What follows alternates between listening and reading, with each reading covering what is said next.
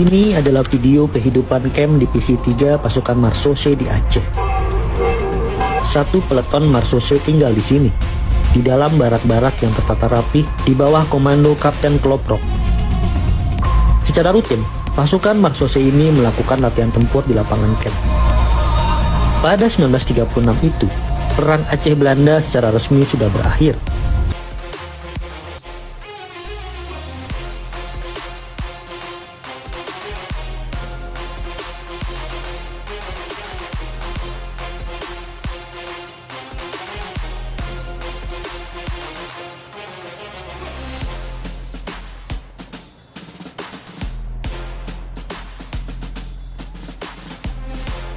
Memutuskan, menetapkan keputusan Presiden tentang pernyataan keadaan bahaya dengan tingkatan keadaan darurat militer di Provinsi Banda Aceh Darussalam.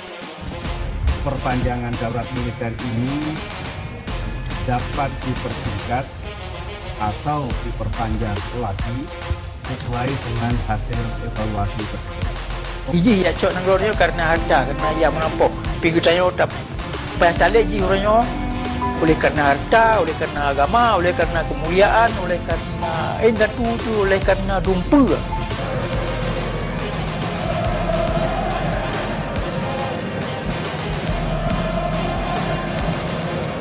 Apa? Saya sebagai anggota RPK?